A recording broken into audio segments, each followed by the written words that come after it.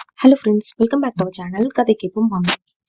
Last எபிசோட்ல நம்ம சின்ன சின்ன பழக்கங்களுடைய மாபெரும் சக்தியை பத்தி பார்த்தோம்.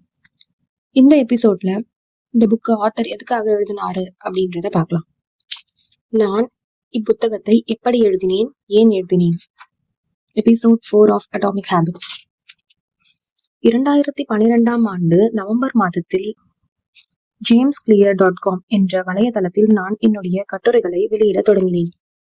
பழக்கங்களுடன் தனிப்பட்ட முறையில் நான் மேற்கொண்ட பரிசோதனைகளை பற்றி பல ஆண்டுகளாக நான் குறிப்பிட்டு வந்தேன். இறுதியில் அவற்றில் சிலவற்றை பொதுமக்களுடன் பகிர்ந்து கொள்ள நான் தயாரானேன். ஒவ்வொரு திங்கட்கிழமையன்றும் வியாழக்கிழமையன்றும் ஒரு புதிய கட்டுரையை வெளியிடுவதிலிருந்து நான் துவங்கினேன். ஒரு சில மாதங்களில் இந்த எளிய எழுத்து பழக்கம் என்னுடைய முதல் 1000 வாசகர்களை எனக்கு பெற்றுக் கொடுத்தது. என்னுடைய மின்னஞ்சல்கள் தவறாமல் அவர்களை சென்றடைந்தன. 2013 ஆண்டின் முடிவில் என்னுடைய வாசகர்களின் எண்ணிக்கையை 30,000 வளர்ந்திருந்தது. 2014 ஆண்டில் என்னுடைய மின்னஞ்சல் பட்டியல் 1,00,000 வாசகர்களை உள்ளடக்கியதாக விரிவடைந்தது. 2 ஆண்டுகளுக்கு முன்பு நான் எழுத தொடங்கிய பொழுது நான் ஒரு போலி என்பது போன்ற உணர்வு எனக்கு ஏற்பட்டது. ஆனால் இப்பொழுது பழக்கங்கள் விஷயத்தில் நான் ஒரு வல்லுநராக பிரபலமடைந்து கொண்டிருந்தேன். இந்த அடைமொழி எனக்கு உற்சாகமளித்த போதிலும் என்னை அசௌகரியமாகவும் உணரச் செய்தது.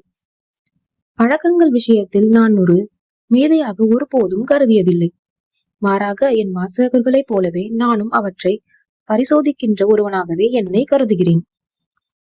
2015 ஆண்டில் என்னுடைய வாசகர்களின் எண்ணிக்கை 2,00,000 எட்டியது.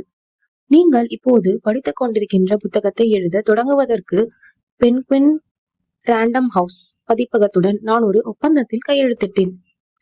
என்னுடைய வாசகர்களின் எண்ணிக்கை வளர வளர என்னுடைய தொழில் வாய்ப்புகளும் வளர்ந்தன.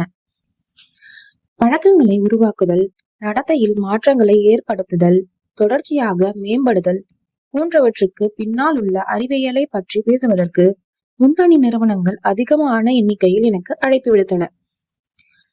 அமெரிக்காவிலும் ஐரோப்பாவிலும் பல கருத்தரங்குகளில் சிறப்புரை ஆற்றுவதற்கு நான் அழைக்கப்பட்டேன். 2016 ஆண்டில் டைம், ஆண்டர்பிரினர், ஃபார்பஸ் போன்ற முக்கிய பத்திரிகைகளில் என்னுடைய கட்டுரைகள் இடம்பெற தொடங்கின. அந்த ஆண்டில் 80 லட்சத்திற்கும் அதிகமானோர் என்னுடைய கட்டுரைகளை படித்தனர். தேசிய கால்பந்து அமைப்பு, தேசிய கூடைப்பந்து அமைப்பு போன்றவற்றின் பயிற்றுவிப்பாளர்கள் என்னுடைய கட்டுரைகளை படித்து அவற்றை தங்கள் அணிகளுடன் பகிர்ந்து கொள்ள தொடங்கினர். 2017 ஆண்டின் துவக்கத்தில் ஹேபிட்ஸ் அகாடமி என்ற ஒரு அமைப்பை நான் துவங்கினேன்.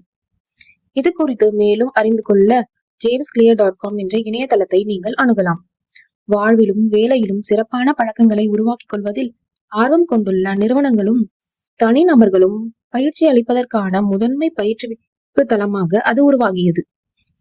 உலகின் 500 முன்னணி நிறுவனங்களும் வளர்ந்து வரும் நிறுவனங்களும் தம்முடைய தலைவர்களையும் ஊழியர்களையும் என்னுடைய பயிற்சி மையத்தில் பயிற்சி பெற அனுப்பி வைத்தன. மொத்தத்தில் 10,000க்கும் அதிகமான தலைவர்கள், மேலாளர்கள், பயிற்றுவிப்பாளர்கள் மற்றும் ஆசிரியர்கள் என்னுடைய அமைப்பில் பயிற்சி பெற்று பட்டம் பெற்றுள்ளனர்.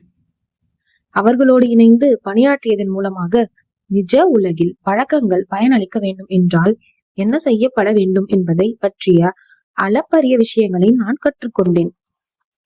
2018 நான் இப்புத்தகத்தை கடைசியாக ஒரு முறை மெருகேற்றி கொண்டிருந்த போது JamesClear.com வலைதளத்திற்கு மாதந்தோறும் லட்சக்கணக்கானோர் விஜயம் செய்து கொண்டிருந்தனர்.